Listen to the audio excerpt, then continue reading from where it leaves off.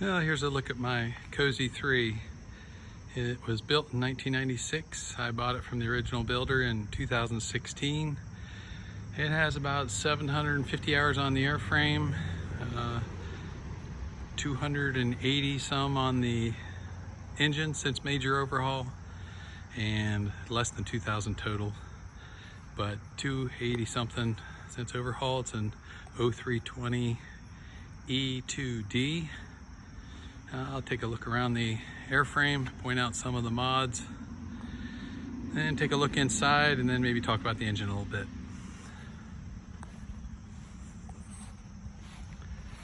Now, one of the first mods I did were these strake extensions to give more elbow room on the inside.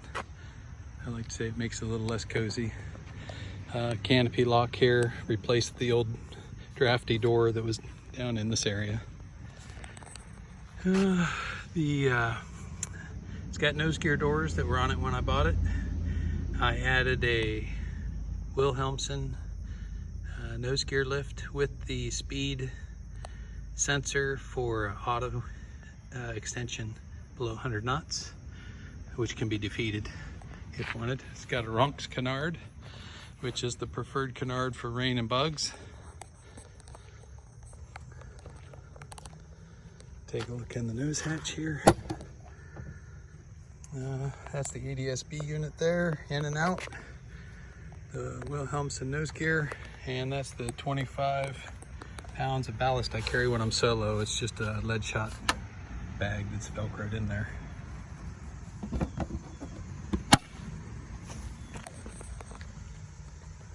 It's got a light smoke canopy, just very subtle tint. I just recently replaced the whole drafty NACA scoop under the belly with these cockpit vents that seem to work really well. They're on 1.5 inch eyeball vents on the inside. I also closed off some NACA scoops that were in here. There were like 3 of them. Actually, I think there were 4. One on each side, top and bottom. They weren't doing anything. I think he had that one plumbed to the oil cooler, but I've moved that. It's got the NACA scoop, which cools really well. I think these are Sam James wheel pants.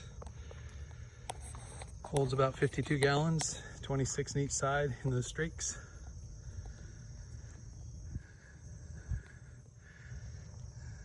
Wheeling position and strobe lights. Got the hidden bell horns. Tie downs are right through here with a rope, very simple, seem to work pretty well. I put a boat tail on it this winter based on some oil flow testing I did, and found drag up in this area, so this seems to be working really well. There's the oil cooler. I've had I think 4 Canards with the oil cooler there, and it always works really well. Light speed spinner, Hertzler silver bullet prop, all work really well. I think the key to the cooling on this one is the cowl ramps for number 3 and 4. Also, the 4-into-2 exhaust makes it possible to, I don't know if you can see on the camera, makes it possible to baffle down instead of up on the cylinders, which blocks all that exhaust heat from going through the cylinder heads. This is the was leaking fuel sump. I put it there so you don't, a lot of people put them inside there and it's really difficult to get to. That might be about it on the outside.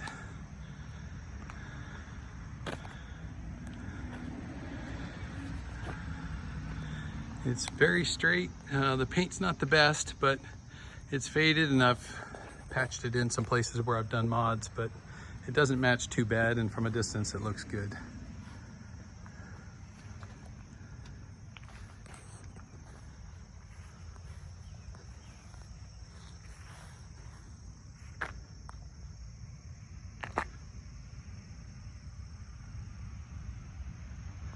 Okay, let's take a look inside.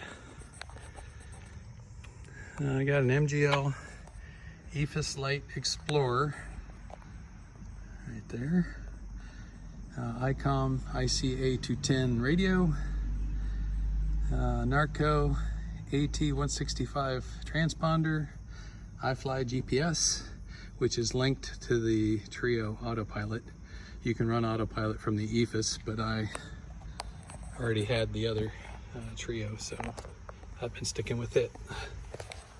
And there it is with the EFIS turned on and the power turned on. It's got backup regular steam gauge airspeed indicator. Upgraded the fuel valve to a better location and a better type of lock. Heated seats. This is the defeat button for the nose gear auto extension.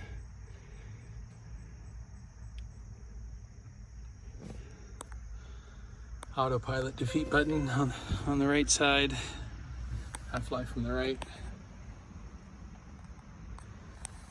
It's got the manual speed brake handle. I prefer that over the electric one just because you can see it and you don't have to worry about failure. Sight gauges are new. Back seat, nice and big, plenty of baggage. Back here is the Lightspeed ignition. It has the flywheel timing pickup, which is already wired for 2.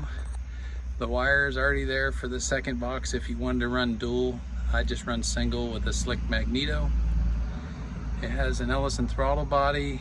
Other than that, I think the engine's pretty much standard. Back here, have a EarthX battery, wheel and strobe power units there.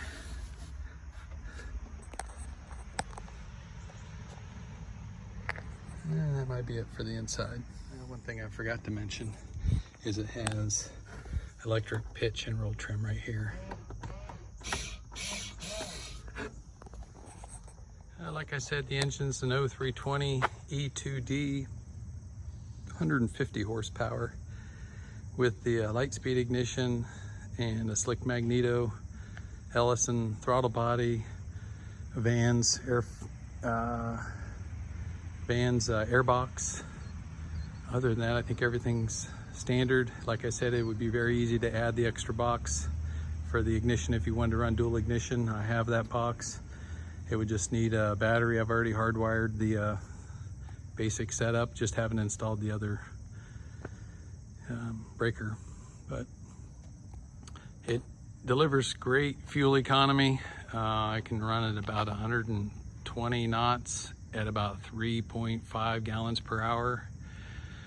Or up high you can run about 175 knots at just over 6.5 gallons an hour. So great fuel efficiency. I think the highest true airspeed I've seen is about 180 or 185 knots, somewhere in that area. Very efficient, very comfortable, 3 seats.